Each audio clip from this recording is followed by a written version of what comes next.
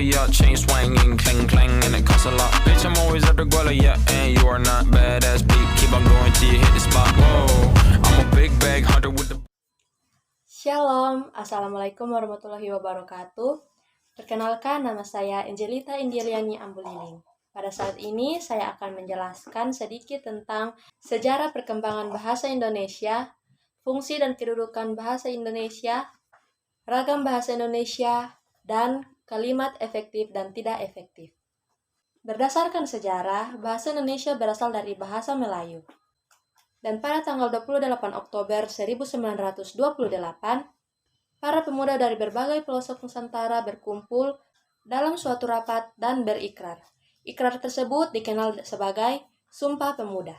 Pada unsur yang ketiga pada Sumpah Pemuda, merupakan pernyataan tekad bahwa bahasa Indonesia merupakan bahasa persatuan bangsa Indonesia.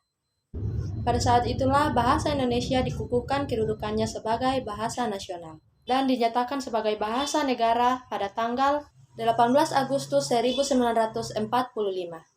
Karena pada saat itu Undang-Undang Dasar 1945 disahkan sebagai Undang-Undang Negara Indonesia. Dan pada pasal 36 disebutkan bahwa bahasa negara yaitu bahasa Indonesia. Setelah itu bahasa Indonesia pun dipakai oleh berbagai lapisan masyarakat Indonesia, baik tingkat pusat maupun daerah. Meskipun bahasa dari daerah masing-masing masih dipakai, namun untuk mempersatukan bangsa, masyarakat Indonesia antar suku menggunakan bahasa Indonesia dalam percakapan sehari-hari. Yang kedua, fungsi dan kedudukan bahasa Indonesia.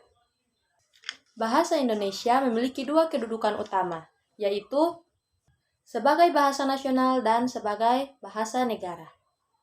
Sebagai bahasa nasional, bahasa Indonesia berfungsi sebagai yang pertama, yaitu identitas nasional, lembaga kebanggaan bangsa, alat komunikasi, dan alat pemersatu bangsa.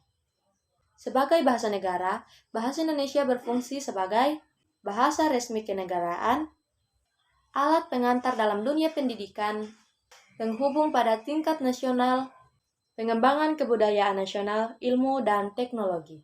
Yang ketiga, ragam bahasa Indonesia. Ragam yang pertama yaitu ragam dialek atau logat. Dalam setiap daerah di Indonesia memiliki dialek atau logatnya sendiri. Yang kedua, ragam bahasa sosioleg. Ragam bahasa sosioleg merupakan varietas bahasa yang terkait dengan suatu kelompok sosial tertentu.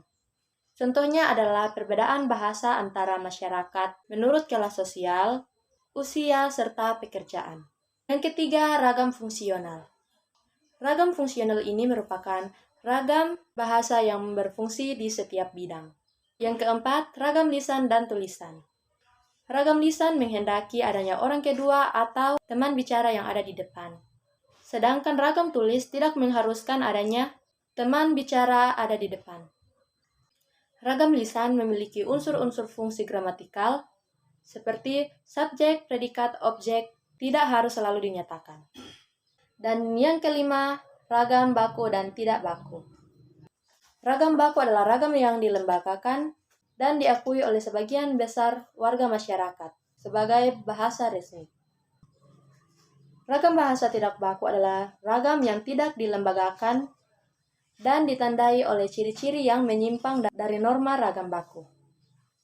Dan yang terakhir, kalimat efektif dan tidak efektif. Kalimat efektif adalah kalimat yang jelas, tidak bertele-tele, dan tersusun dengan baik. Dalam hal ini, kalimat yang mudah dipahami. Sedangkan kalimat efektif merupakan kebalikan dari kalimat efektif. Ada 6 syarat untuk menggunakan kalimat efektif, yaitu kesatuan. Yang kedua, kehematan, yaitu kalimat yang tidak menggunakan pemborosan kata atau kata yang diulang. Selanjutnya, keparalelan, yaitu kalimat yang memiliki imbuhan pada predikat lebih dari satu. Selanjutnya, kelogisan, yaitu kalimat yang memiliki makna yang logis, sehingga penulis dapat diterima oleh pembaca. Berikutnya, kepaduan, yaitu kalimat yang tersusun memiliki kata yang berkaitan satu sama lain. Artinya menjadikan para pembaca tidak menyalahartikan kalimat dari penulis. Dan yang terakhir, ketepatan. Artinya, seorang penulis memperhatikan arti kata yang tepat untuk menyampaikan gagasan kepada orang lain. Sebelum berakhirnya video ini, saya ingin mengajak teman-teman yang sudah lulus SMA atau SMK untuk bergabung dengan kami di Universitas Pembangunan Indonesia Manado atau disebut dengan UNPI. UNPI memiliki 6 program studi, yaitu Fakultas Keperawatan, Fakultas Teknik, Fakultas Pertanian, Fakultas Ilmu Sosial dan Ilmu Politik, Fakultas Hukum, dan Fakultas Sastra. Selain itu, UNPI sendiri juga merupakan kampus yang sudah terakreditasi. Tunggu apa lagi? Ayo bergabung dengan kami di UNPI Manado. Terima kasih sudah menonton video ini. Jika ada kesalahan dalam menggunakan kata, mohon maaf. Dan jika ada tambahan atau kritik yang membangun, silakan komen di bawah. Shalom, Assalamualaikum warahmatullahi wabarakatuh.